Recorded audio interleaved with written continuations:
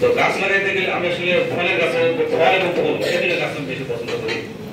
তো গাছ যখন প্রথমে লাগাইতে গেলাম ফলের গাছ, তখন আমার কলিগরাই বাধা দিল যে এই আপনি গাছ লাগাচ্ছেন দেখেন মারামারি হবে, ফল নিয়ে গাছ হবে। আমি বললাম আমি হাসপাতালে 1 টাকা নিই, আমি পার্সোনাল টাকা আমি খাবো এটা না, আমার স্টাফরা খাবে তা না, এটা যে কেউ খাইতে পারে, যদি পাখি খায় তাও খাবে। তো যদি পাখি খায়, চোর খায়, যে খাক না কেন, আপনার প্রত্যেকটা কমিটি ক্লিনিকে 2টা করে আম গাছ, 2টা করে নারিকেল গাছ লাগানো আছে এবং প্রত্যেকটা স্বাস্থ্য কমপ্লেক্সে লাগানো আছে।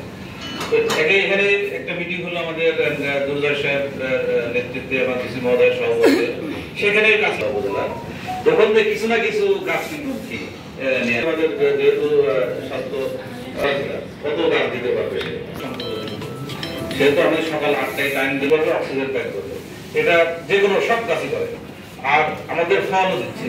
তো আমরা এখন দেখেন যত পুরো দেশি ফল কিন্তু চলে আসছে সামনে, এই দেশি ফল নির্ভরতা কমায়। আমি কিন্তু আমাদের একজন প্রথমে মাগুরা জেলা প্রশাসক মহোদয়কে অভিনন্দন জানাচ্ছি, কৃতজ্ঞতা জানাচ্ছি। কৃতজ্ঞতা কেন? নিজের মাটিতে আসার একটা সুযোগ তিনি করে দিয়েছেন। আমাদের সিভিল সার্জন মহোদয়ের কথার মধ্যে চলে যে আমি এই মাটির সন্তান।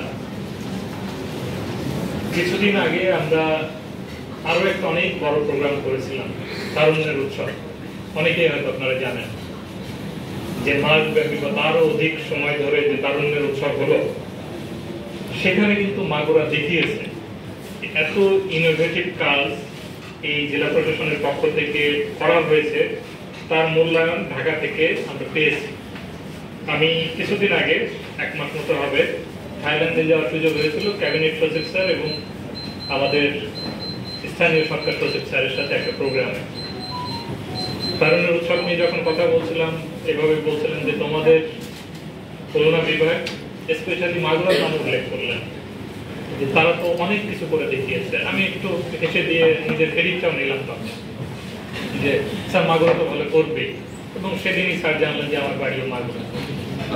ঠিক একইভাবে আজকে দেখি এটিও একটি চমৎকার আয়োজন। আমি বলবো সবুজ বিপ্লবের কথা বলি আমাদের নাহিদুর রহমান দুর্জয় পরিবর্তনে আমরাই নামের মধ্যেই তিনি যে একজন ক্রিয়েটিভ মানুষ সেটি বুঝতে পারছি আমি।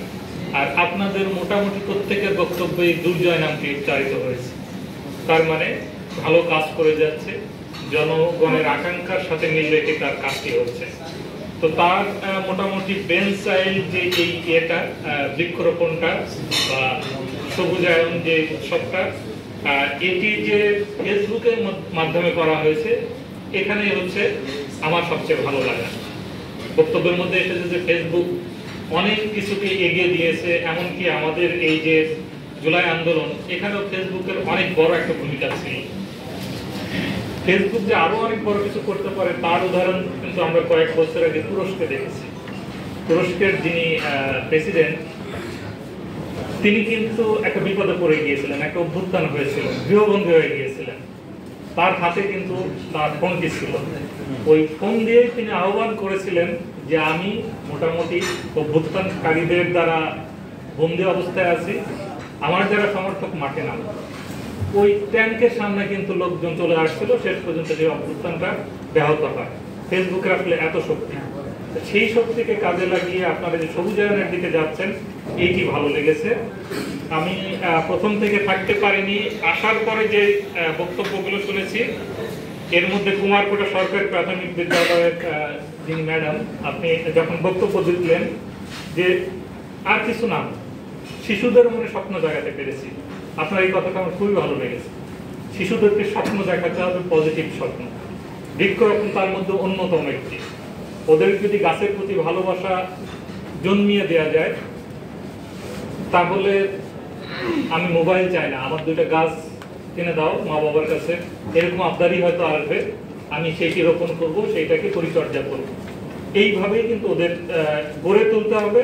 সেই কাজটি যে হচ্ছে মাগুরা জেলা প্রশাসন কর্তৃক, সেইটা আপনার কথার মধ্যে প্রস্ফুটিত হয়েছে। আপনি অন্যান্যবার গাছের সংখ্যা না বলতে পারলে এবার গুনে গুনে রেখেছেন 44টি গাছ লাগিয়েছেন।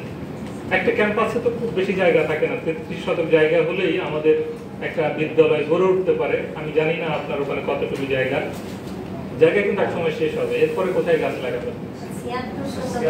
76 খুবই ভালো। খেলার মাঠটা রাখতে হবে, গাছ লাগানোর জায়গা। আমি যে প্রসঙ্গে এই বিষয়টা আনলাম, ছাদ কিন্তু পড়ে আছে, প্রত্যেকটা বিদ্যালয়ের ছাদ আছে, ছাদেও কিন্তু চমৎকার পরিকল্পনা করে ছাদ বাগান করা যায়। মাগুরা এই ডিসি অবশ্য তার একটা প্রমাণ রেখেছে এবং সারা বাংলাদেশে প্রশংসিত হয়েছে। তো আমাদের কিন্তু গাছ লাগানোর যদি ইচ্ছা থাকে, ছাদ, ব্যালকনি, এমনকি এই রুমের মধ্যেও কিছু কিছু গাছ লাগানো যায়, সেটি যদি আমরা একটু জানার চেষ্টা করি সম্ভব। এইগুলো আমাদের শিশুদেরকে জানাবেন এবং আপনি সঠিক জায়গায় আছেন, সেই দায়িত্বটুকু পালন করবেন। প্রেস ক্লাব সাংবাদিকরা গাছ লাগায়, এইটা আমাকে অবাক করেছে। আমি প্রথমে অবাক করেছে এই জন্য যে সভাপতি মহোদয় প্রথম ফ্লোরটা নিলেন এবং খুবই ভালোভাবে যিনি তার সাথে সবসময় থাকেন সাধারণ সম্পাদক, তাকে ফ্লোরটি দিয়ে বললেন যে এই যে আমরা যে আন্দোলনে সম্পৃক্ত হয়েছিলাম এটির বর্ণনা দিতে। আপনার বক্তব্য আমি মনোযোগ দিয়ে শুনেছি, যদিও কথার মধ্যে একটা জিনিস এসেছে, গুগল যে ফর্মটা এটা একটু কমপ্লিকেটেড মনে হয়েছে। এটা এত কমপ্লিকেটেড না, হয়তো প্রথমবারের মতো দেখেছেন এই জন্য। তারপরেও যে আপনি, আমাদের ভাবি বা আপনার পরিবারের অন্যরা এইটার পিছনে লেগে থেকে শেষ পর্যন্ত সাবমিট করতে পেরেছেন, এই জন্য ধন্যবাদ আপনাকে। এবং প্রেস ক্লাব আমি দেখলাম যে যারা পুরস্কার পেতে যাচ্ছে, শুনেছি আমাদের মশলা গবেষণা কেন্দ্রের যিনি প্রধান বৈজ্ঞানিক কর্মকর্তা, তিনি দুইটা শব্দ ইউজ করেছেন, নিষ্ঠুরতা এবং আন্তরিকতা। বিচার করতে যে নিষ্ঠুরতা দেখিয়েছেন, এটা আপাতত দৃষ্টিতে মনে হচ্ছে যে নেগেটিভ, বাট এটা নেগেটিভ না। রবীন্দ্রনাথের সেই কবিতা, দণ্ডিতের সাথে দণ্ডদাতা কাঁদে। সঠিক বিচার করতে গেলে নিষ্ঠুর হতে হয়। কোনো ওই যে কি বলো এটাকে, নিজের লোককে কিছু দিতে গেলে শব্দটা কি ভালো বাংলা হয়তো বলে যাচ্ছে, মানে নিজের লোককে সুবিধা দিতে গেলে ওটা কি বলে, স্বজন প্রীতি বা আরেকটা কি যেন আছে, স্বার্থপরতাও নিলাম। এইগুলোর ঊর্ধ্বে উঠে তারা ইয়ে করেছেন এবং আন্তরিক ভাবে বললেন যে এক একটা জিনিস তিনবারও দেখতে হয়েছে যে আমরা সঠিক বিচারটা করতে যাচ্ছি কিনা।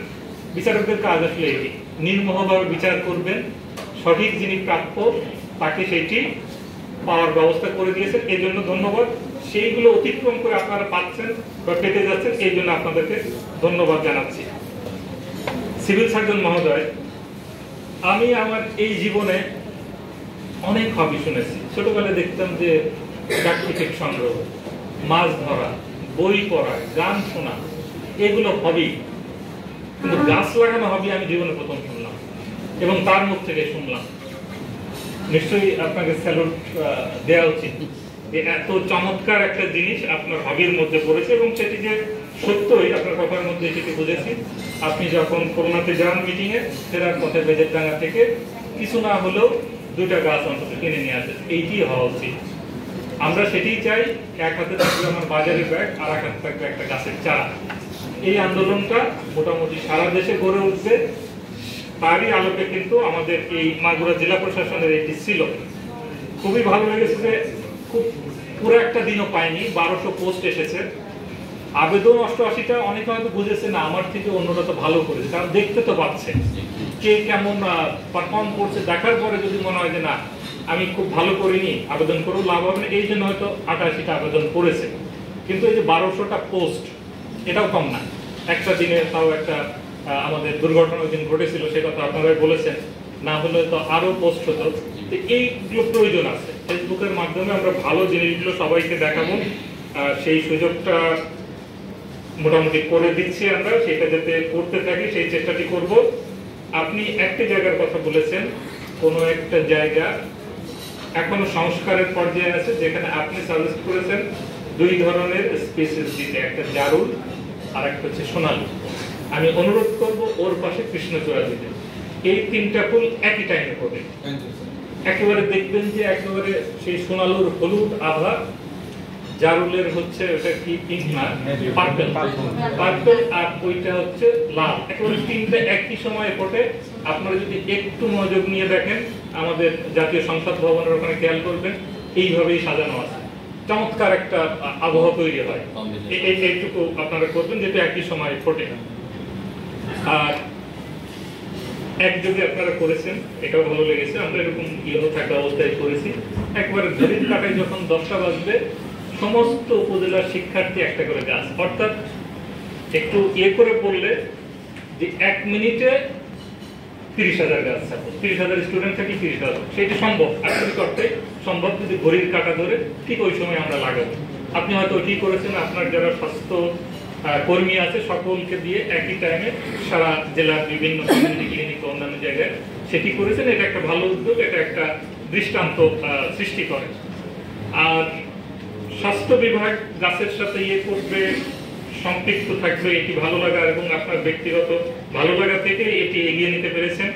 চৌগাছা মডেল যশোরের, এটা হচ্ছে স্বাস্থ্যের একটা মডেল সারা বাংলাদেশের মধ্যে। পরিষ্কার পরিচ্ছন্ন যেমন, তাদের সেবার ইয়েটা যেমন, তাদের ক্যাম্পাসও দেখবেন যে কত সুন্দর সুন্দর গাছ কি পরিপাটি করে লাগানো আছে, আপনি হয়তো দেখে থাকতে পারেন। তো এইটি কিন্তু প্রত্যেকটা প্রতিষ্ঠানেই আমরা করতে পারি। যেহেতু এটা প্রকাশ করা যাবে না ফলাফল দেওয়ার আগে, না হলে অন্তত আরো একটা ক্যাটাগরি থাকার দরকার ছিল। 4জন ইউনো আছে আমাদের, বা 4টা উপজেলা প্রশাসন আছে, তাদের একটা ক্যাটাগরি দরকার ছিল। আমি আজকে ফার্স্ট আওয়ারটা ছিলাম মোহাম্মদপুর ক্যাম্পাসে যে জায়গাটা, এইটা আরো সুন্দর করে সাজানো যায়। ঠিক ওদের মধ্যে যদি এই প্রতিযোগিতার ইয়েটা দেওয়া যেত, শ্রীপুর শালিকা যদিও এখন কনস্ট্রাকশনের কাজ চলছে, সদরে ওইরকম জায়গা নেই, কিন্তু যার প্রতিষ্ঠানে যতটুকু জায়গা আছে সেইটা সুন্দর করে পরিপাটি করে যদি আমরা একটা কম্পিটিশনের ব্যবস্থা করি, দেখা যাবে যে 1 বছর পরেই বর্তমান অবস্থা থেকে একটা ভিন্ন রূপে আমরা প্রত্যেকটা প্রতিষ্ঠান আইনাকে দেখতে পারবো। তো এটি জেলা প্রশাসনের পক্ষে সম্ভব, আমি আশা করি যে সেই কাজটা তারা করবে। আমি আর কথা না বাড়িয়ে এই চমৎকার আয়োজন এইটি করার জন্য মাগুরা জেলা প্রশাসনকে ধন্যবাদ জানিয়ে, যারা এই প্রতিযোগিতায় অংশ নিয়ে বিজয়ী হতে যাচ্ছেন তাদের প্রতি আগাম অভিনন্দন জানিয়ে সকলের সুস্বাস্থ্য মঙ্গল কামনা করে আপাতত আমার কথা শেষ করছি।